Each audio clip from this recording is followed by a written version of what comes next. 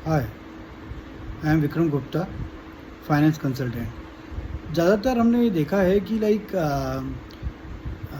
बहुत लोग business start करते हैं और वो कॉमन प्रोडक्ट होता है जो मार्केट में ऑलरेडी चल रहा होता है।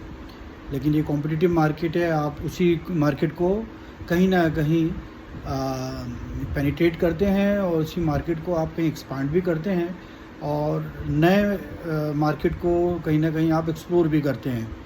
और कॉम्पिटिशन्स करने के लिए आपको जो पिछला प्रोडक्ट होता है उसमें अपनी क्वालिटी और प्राइसिंग और नेटवर्किंग और सर्विसेज का आपको बहुत ध्यान रखना पड़ता है।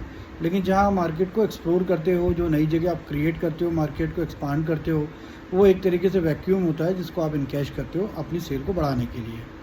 तो ये तो एक आपका मेजर ऑब्जेक्टिव हो गया कि सेम प्रोडक्ट में आपको डील करनी है जो लोग डील कर रहे हैं।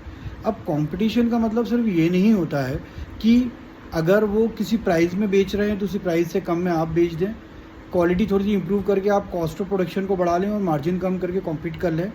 नेटवर्किंग को आप एडवर्टाइजमेंट के थ्रू या किसी और स्कीम के थ्रू एक कह सकते हो cost of acquisition of customer बढ़ा के आप वो क्रिएट कर लेते हो।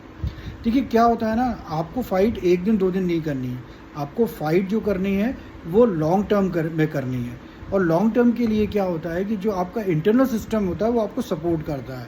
फाइनेंस की ज़रूरत आपको पड़ती है, आपको कहीं ना कहीं स्टिमुलेशंस में कहीं ना कहीं आपको खर्चा करना, एडवर्टाइजमेंट में आपको कहीं ना कहीं खर्चा करना पड़ता है।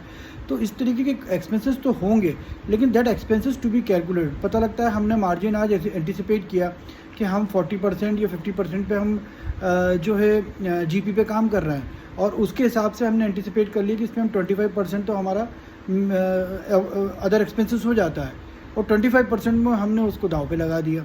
लेकिन कहीं ना कहीं जब हमारा जीपी कम हो जाता है, जो हमने एंटिसिपेट किया होता है, तो वो डायरेक्ट जो आपकी स्कीम है जो आपने अभी ऑलरेडी मार्केट में अपलोड कर रखी है वो इम्पैक्ट करता है और कहीं ना कहीं आपके प्रॉफिट को लॉस में कन्वर्ट कर देता है।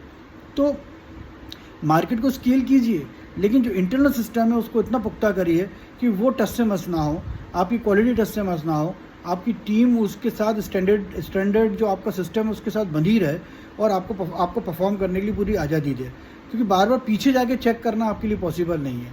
अगर आप चाहते हैं आपका सिस्टम एक स्टैंडर्डाइज हो जाए, एक प्रोसेसफुल हो जाए, एक आपका एक सिस्टम बन जाए, एक एसओपी बन जाए जिसके तहत आप ये एश्योर कर सकें डेली आपके पास कॉस्ट की एनालिसिस हो और कहीं ना कहीं आपका उस पर पूरा कंट्रोल हो, ताकि आप फ्री माइंड से अपने मार्केट को एक्सपांड कर सकें और आप जितना स्केल करेंगे वो आपका प्रॉफिट उतना बढ़ेगा। Thank you so much.